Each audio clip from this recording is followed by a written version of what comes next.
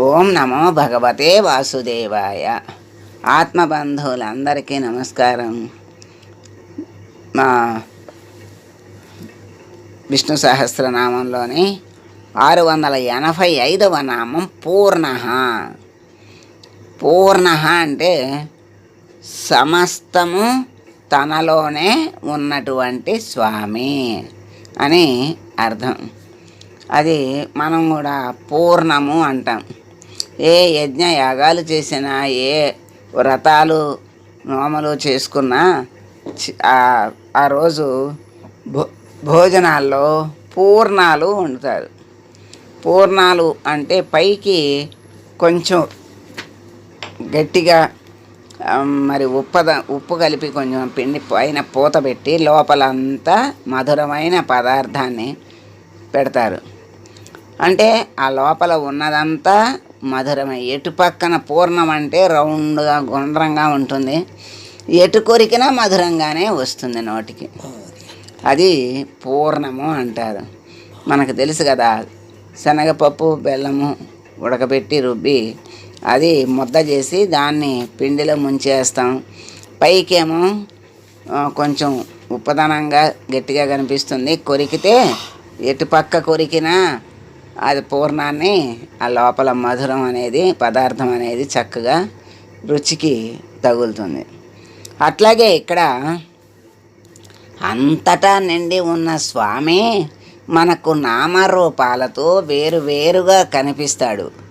కానీ నిజంగా మనకు జ్ఞానము కలిగించిన స్వామి యొక్క అనుగ్రహంతో ఎక్కడ చూసినా, దేన్ని చూసినా ఆయన యొక్క లోపల ఉన్నటువంటి అంతర్యామిగా ఉన్నటువంటి చైతన్యాన్ని చూడగలిగితే మధురం మధురము అంతా మధురమే.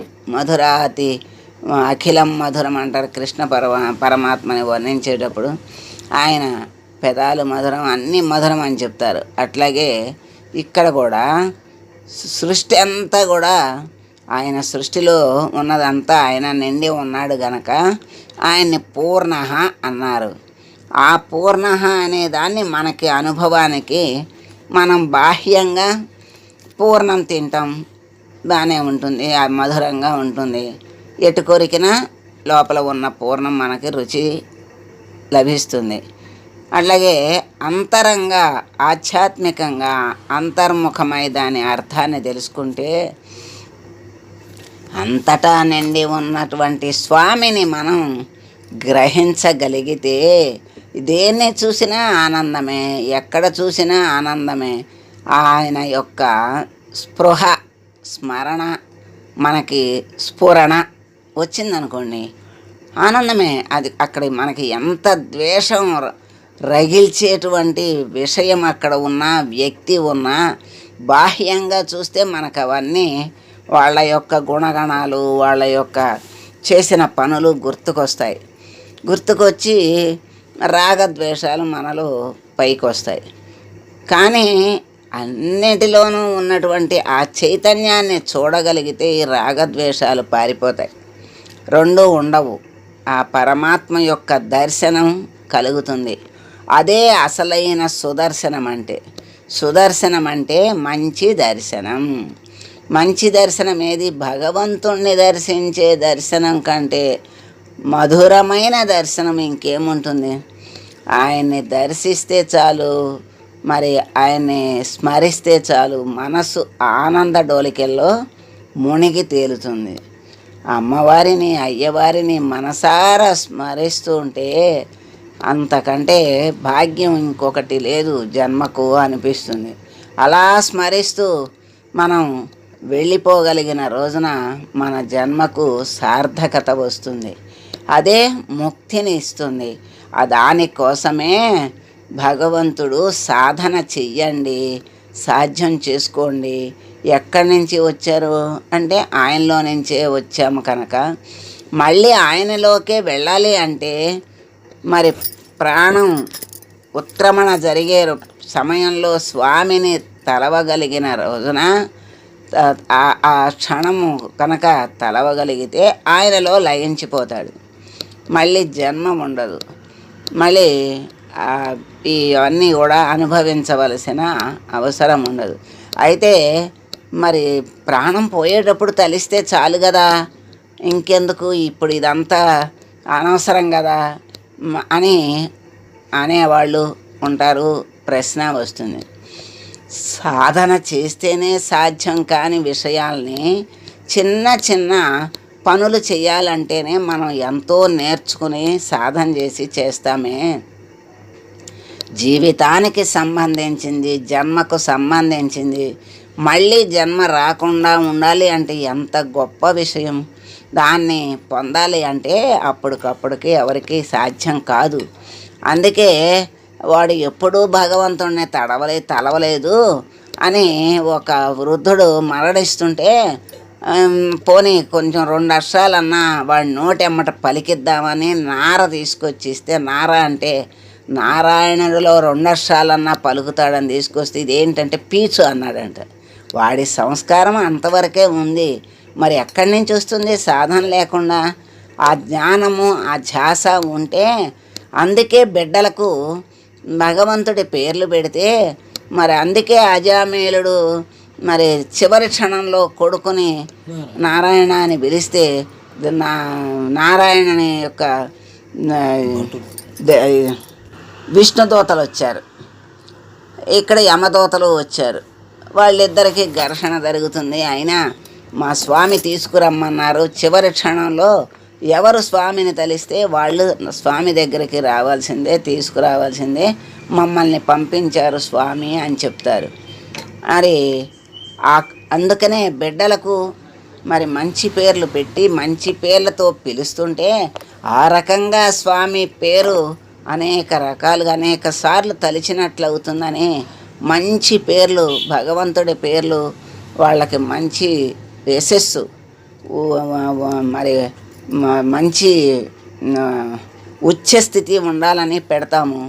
కానీ అదేమి భాగ్యమో దౌర్భాగ్యమో మరి ఆ ఉన్న పేర్లన్నీ అన్ని దేవుళ్ళకి మొక్కి సంతానాన్ని కని అన్ని దేవుళ్ళ పేర్లు పెట్టి చివరికి పిచ్చిగా పిలుస్తారు. అందుకే ఇప్పుడు ఏ లగ్నం పెట్టాలన్నా పేరు బలం అంటారు.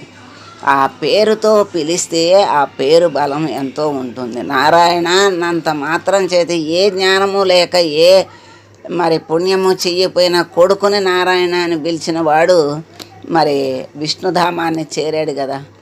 అందుకే అలా మంచి పేర్లు పెట్టుకుని బిడ్డని ఎన్నిసార్లు పిలుస్తాం మనం? అన్నిసార్లు భగవంతుని ఏ రకంగా తలిచినా భగవంతుడు సంతోషిస్తానంటాడు. ఆఖరికి వైరంతో తలిచిన వాళ్ళను కూడా ఆయన ధామానికి తీసుకెళ్ళాడు, ఆయనలో కలుపుకున్నాడే. మరి అటువంటిది ఏ రకంగా పిలిచినా ఏ రకంగా తలిచినా ఆ స్వామి అనుగ్రహం మనకి కలుగుతుంది. అందుకని అంతటా నిండి ఉన్నటువంటి స్వామిని మనం స్మరించాలి. జ్ఞానముతో ఉన్న రోజున మనకి చక్కగా ఆ పరమాత్మ అనుగ్రహం కలుగుతుంది. అదే ఆ అనుగ్రహమే పరమానందం. ఎప్పుడైతే ఆయన దృష్టి మన మనసులోకి వచ్చిందో అదే పరమానంద స్థితి. అటువంటి స్థితిని ఎప్పుడూ మన మనసు నిండా పూర్ణంగా ఉంచుకోవాలని పరమాత్మ పూర్ణ అన్నారు. ఆయన సృష్టినంతా తన లోపల ఉంచుకున్నాడు. ఆయన సృష్టినంతా ఆయన లోపల ఉంచుకున్నటువంటి ఆయన్ని మనం ఆ స్వామిని మనం లోపల ఉంచుకోవాలి. అందుకే బ్రహ్మాండంలో అన్నాను, అండాండంలో పిండాండం, పిండాండంలో బ్రహ్మాండం అంటారు. మరి మనలో మరి అంత బ్రహ్మాండాన్ని అంత సృష్టి చేసిన భగవంతుడు మనలో ఎలా ఉంటాడు అంటే ఉంటాడు. అణువులో అణువుగా, మరి కొండలో కొండ అంత ఉంటాడు, అణువులో అణువు అంత ఉంటాడు. ఆయన దేనికి తగినట్టు అంటే చిన్న దాంట్లోనే ఉంటాడు, పెద్ద దాంట్లో ఉండడని లేడు. అంత సృష్టి అంతా ఆయనదే గనక ఆయన పూర్ణుడు, అంతటా నిండి ఉంటాడు కనుక ఆయన్ని ఎక్కడైనా చూడగలిగితే చూడాలి. అదే సుదర్శనం, అదే శాంతినిస్తుంది. ఆ సుదర్శనము దుష్టుల్ని నాశనం చేస్తుంది. అంటే మనలో ఉన్నటువంటి అహంకార మమకారాల్ని, రాగద్వేషాల్ని నశింపజేస్తుంది. ఎందుకంటే భగవద్ దృష్టి మనకు కలిగినప్పుడు ఇవన్నీ పారిపోతాయి, ఏముండవు, ఆనందం కలుగుతుంది. భగవంతుడు అనే భావం మనలో ఎప్పుడైతే ఉదయించిందో అప్పుడే పరమానంద స్థితిలో ఉంటాం. కనుక ఆ పూర్ణుడైన స్వామిని మనం ఎప్పుడు కూడా స్మరిస్తూ ఉండాలి. సమస్తం తనలో ఉన్నటువంటి స్వామిని పూర్ణ అన్నారని శంకరాచార్యుల వారు చెప్పి ఆయన స్వామి పరిపూర్ణుడు అని చెప్పారు. ఆయన సకల కామముల చేత సర్వశక్తుల చేత సంపన్నుడు. అంటే అన్ని శక్తులు ఆయనలో ఉన్నాయి, అన్ని కోరికలు ఆయనలోనే ఉన్నాయి, అన్ని తీర్చగలిగే శక్తి ఆయనకే ఉంది. గనక ఆయన సమస్త సుగుణాభిరాముడు, గుణాలన్నీ ఆయనలో ఉన్నాయి, ధర్మమంతా ఆయనలో ఉంది, ఆయనలో లేనిదంటూ లేదు, సమస్త సుగుణాలు ఆయనలో ఉన్నాయి. కనుక ఆయన్ని పూర్ణ అన్నారని చెప్పారు, పేరు వచ్చిందని చెప్పారు. పరాశర సత్యసంధులు ఇద్దరు కూడా శంకరుల వ్యాఖ్యనే అనుసరించారు. పుణ్యాత్ములు ఓం పూర్ణాయ నమః అని స్వామికి అంజలి ఘటిస్తున్నారు. కనుక స్వామి పూర్ణ అయినటువంటి స్వామికి మనం నమస్కారం చేసుకుంటూ, స్వామి అంతటా పూర్ణంగా నిండి ఉన్న నిన్ను నా మనసు నిండా పూర్ణంగా నింపుకుని ఉండగలిగే శక్తి సామర్థ్యాలను మాకు ప్రసాదించి, ఆ స్మరణతో ఆ సుదర్శనం చేత నీ యొక్క స్పర్శ చేత మమ్మల్ని పరమానంద డోలికల్లో ముంచి నీ దరికి చేర్చుకో స్వామి అని వేడుకుంటూ మంగళం పాడదాం. మంగళం కౌసలేంద్రాయ మహనీయ గుణాత్మనే సర్వలోక శరణ్యాయ సాధురూపాయ మంగళం. ఓం